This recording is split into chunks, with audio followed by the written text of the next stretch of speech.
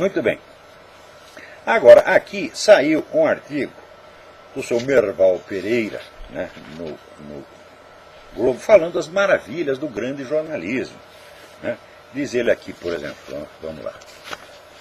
Né? O jornalismo continua sendo o espaço público para a formação de um consenso em torno do projeto democrático. E os jornais ainda são a fortaleza maior do jornalismo de qualidade. Uma pesquisa recente da Associação dos Jornais nos Estados Unidos mostrou que os jornais tradicionais são marcas confiáveis para as quais o leitor corre quando algo importante acontece, e assim vai. Evidentemente ele está advogando em causa própria, ele é diretor de um desses grandes jornais, tá certo? Então está aqui mentindo para vocês. Porque, primeiro, é verdade que, por exemplo, os sites dos jornais, New York Times, Washington Post, estão entre os mais consultados, sem dúvida, mas não estão entre os mais acreditados. Né? Mais consultado porque pelo volume de notícia que tem. Então, quando tem uma novidade qualquer, é claro que a primeira fonte a que você recorre é a grande mídia. Porque para as notícias corriqueiras do dia a dia, você tem que estar informado. Por exemplo, projetos que estão sendo votados, discussões no parlamento, você tem que estar informado dessa coisa cotidiana, então você vai para onde existe essa informação. Mas, quando acontece algo de verdadeiramente importante, tá certo? Você vai procurar em outras fontes, porque você sabe que essas estão mentindo. Então, todas as pesquisas aqui nos Estados Unidos, mas todas, sem exceção, mostram que a confiança na grande mídia diminuiu e hoje está por volta de 30% dos leitores. Hã? Aqui, seu Merval, é claro que você não quer saber disso, né? Porque vai lhe fazer mal, vai colocar em dúvida, tá certo? A honorabilidade, a confiabilidade do seu próprio jornal. Mas eu recomendo que você leia o livro de John Sides, S-I-D-E-S, Why Americans Hate the Media and Why It Matters. Por que os americanos odeiam a mídia e por que isso é importante. É onde você vai ter algumas pesquisas que mostram que se a necessidade que você tem da grande mídia é inegável, a confiabilidade que se tem nela é mínima, mínima, mínima. Né? Então, agora aqui para você ver como é a confiabilidade da grande mídia. O Washington Post faz aqui uma matéria, né, sobre a ascensão dos ditadores latino-americanos. Olha aqui que maravilha. Vai.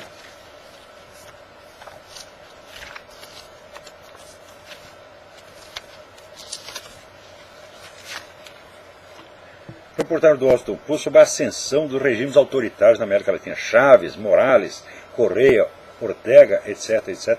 E daí aparece lá a declaração do secretário da Comissão Interamericana de Direitos Humanos, dizendo que ele está espantado, porque, infelizmente, o Brasil não faz nada a respeito.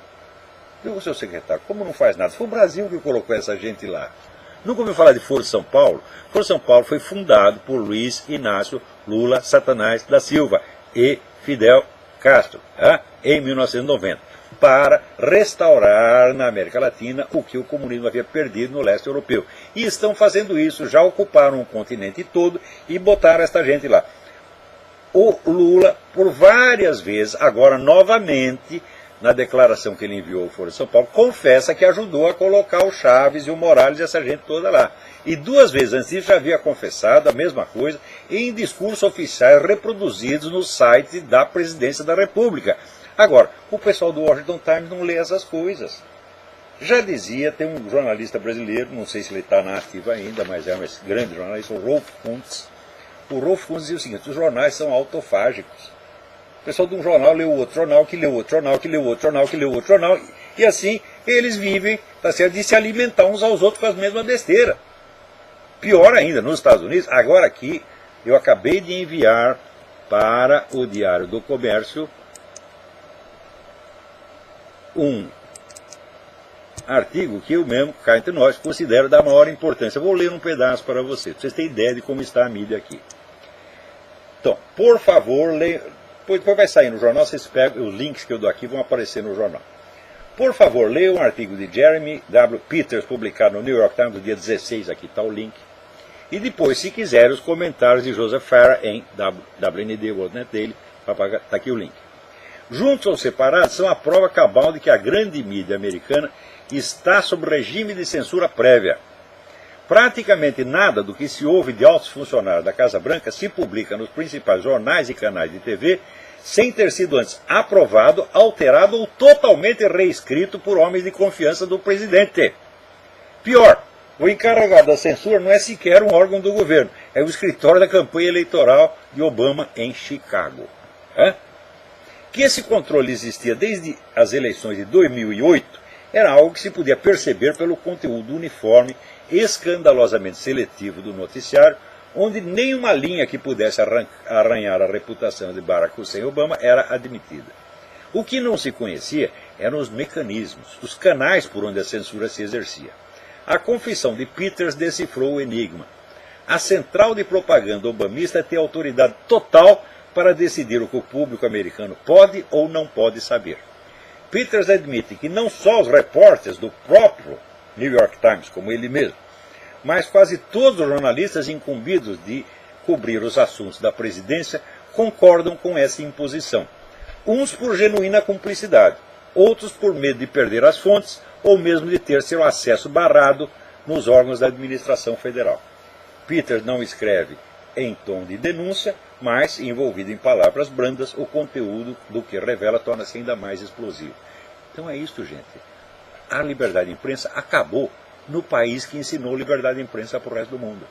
Esse é um dos feitos do Obama. Então, quer dizer, o que não se pode falar, os assessores do Obama, que não são nem assessores presidenciais, é o pessoal da campanha dele em Chicago, meu Deus do céu. A mídia americana é governada desde Chicago. Como no Brasil, no tempo da ditadura, tinha lá que passar, né, as matérias pelo censor. Mas o censor, pelo menos, tinha a hombridade de ficar da própria redação do jornal. Eu lembro que no Jornal da Tarde, onde eu trabalhava na época, o censor ficava sentado na portaria, que o Rui Mesquita não deixava o homem entrar. Um dia ele entrou na redação, o Rui Mesquita falou, sai todo mundo. Nós saímos tudo da redação, o homem ficou sozinho lá. Então, mas ele arriscava as nossas matérias, né? Mas geralmente ele arriscava coisa que 3 ou 4 dias depois era liberado. E não estava, na época os milicos não estavam vetando matérias para favorecer candidato. Era questão de investigação, de guerrilha, de crime e tal, coisa perigosa, né? Então, se estavam certos ou errados de fazer isso, não sei. Né? Claro que às vezes houve também um ou outro corte feito indevidamente para proteger político. Aconteceu, mas como exceção. Mas aqui não. É sistemático, é todo dia. E é todos os grandes jornais, sem exceção. Veja que coisa. Né? Até o jornal que é tido da direita, que é o Washington Times, até aí também o pessoal vai lá. Né? Sim, senhor, não é para publicar isso. Né?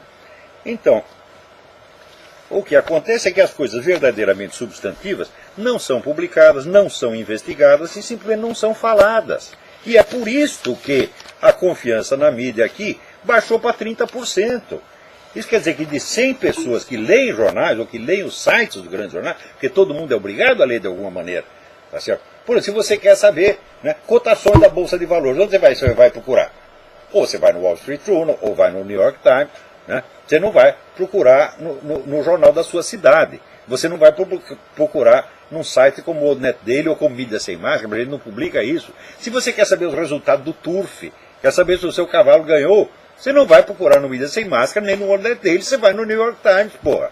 Então, esse tipo, quando é serviço de utilidade pública geral, né? Então, que filme está passando em que cinema? Que hora que vai ser tal programa na televisão?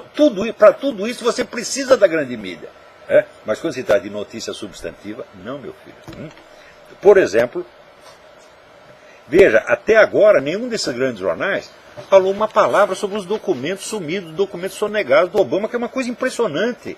Quer dizer, o homem mais famoso do país, o homem que manda no país, continua sendo desconhecido, porque os documentos dele continuam lacrados a 7 chaves. Aqueles que foram revelar, logo se revela que é fraude. A comissão do Arpaio provou materialmente que a certidão de nascimento do Obama e o seu certificado de alistamento militar são fraudes. São coisa forjada em computador. Né? Vê se alguém fala disso. Não, eles vão falar, é o seguinte, vão tentar matar o carteiro. Eles não discutem as provas materiais. Eles discutem, esse investigador, o Michael Zullo, ele fez isso porque ele vai ganhar um dinheiro com o livro que ele vai publicar a respeito. Fala, qual é o problema? Você não ganha dinheiro vendendo jornal? Ademais, o Michael Zullo não vai ganhar dinheiro porque ele está escrevendo um livro, mas ele já doou antecipadamente para uma instituição de caridade tudo que ele possa ganhar. Então não vai ganhar um puto no tostão. Não recebeu um puto no tostão para fazer a investigação e não vai ganhar dinheiro com o livro. Agora, olha aqui. Coisas que estão faltando, documentos que estão faltando, que todos os presidentes e candidatos sempre apresentaram tudo. Que Obama vinha falando de transparência, quando é o cara mais opaco, ele é um muro de chumbo, ele é criptonita, porra. Né? Olha aqui o que está faltando. Não é coisa da vida particular dele, da vida particular também falta, como agora apareceu essa misteriosa aliança no tempo que ele estava lá em Harvard, muito antes de conhecer a tal da Michelle. Então, tem 2 casamentos, não sabemos. Não sabemos se o cara casou 2 vezes, não sabemos se o pai dele é pai dele, sabemos que ele nunca morou com aquela mulher nem um único dia. Né? E que, ao contrário, o Frank Marshall Davis, que era um líder comunista, morou sim, e tem foto da mulher pelada na casa do Frank Marshall Davis. Então não se sabe mais quem é o pai do Obama, meu Deus do céu. Não sabe quem é o pai do Obama, não sabe quem é o Obama, não sabe quantas vezes casou, não sabe merda nenhuma a respeito do cara, porra. E, no entanto, você tem que confiar nele, porque se você não confia, você é racista. Então, olha o que está faltando. Os papéis dele do tempo do Senado. Ele foi senador por Illinois.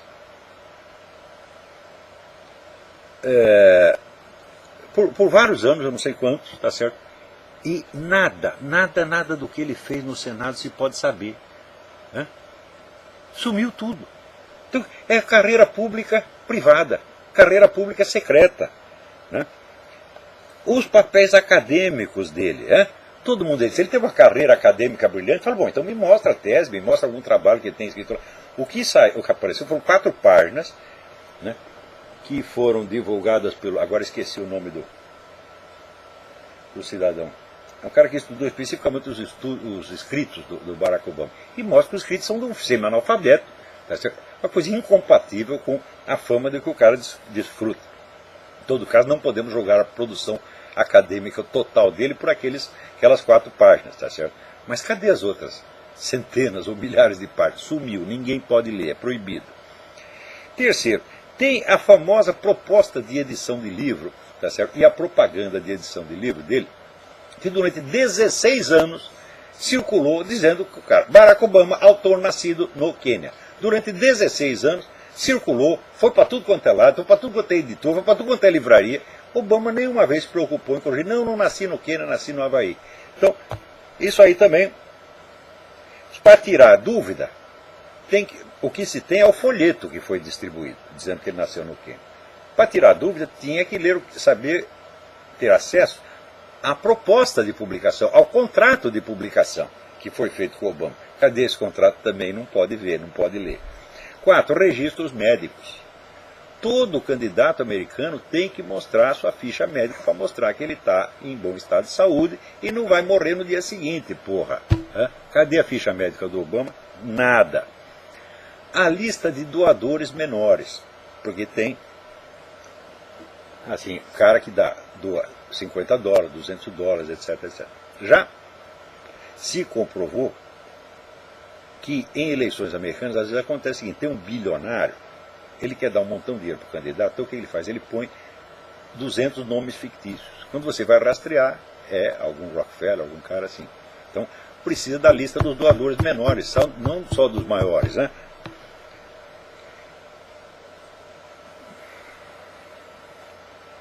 Terceiro, né? O Obama participou de uma festa para o radical palestino Rashid Khalidi, onde ele fez um discurso inflamado, radical, anti-americano. Cadê a gravação do discurso? Sumiu.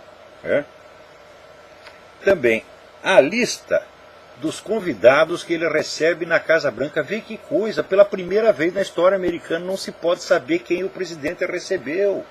O cara está lá, pago por dinheiro público, para exercer uma função pública. E, no entanto, entra e sai de gente. É secreto, porra. Então, uma infinidade, né, de documentos que foram pedidos pelo Freedom of Information Act. Tudo que se pede com relação ao Obama, tem 2.000 pedidos, eles aprovam 2 coisinhas. Quando aprovaram, né, o Social Security, logo se viu que o Social Security era furado. Eles falaram, não vão aprovar mais nada, vão manter tudo secreto. Né? As negociações, tá certo, que o Obama fez para a reforma do plano de saúde, o Obamacare, é tudo secreto. Tudo conversação secreta, não se sabe. Olha, o que se sabe é o seguinte, é que com as modificações de imposto que o Obama fez, ele diz, agora vou aqui aumentar o imposto dos ricos, e os pobres vão pagar menos, etc, etc.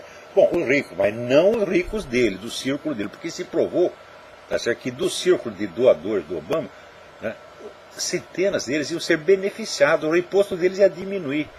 Tá certo? Então, todos os ricos são iguais, mas uns são mais iguais que os outros.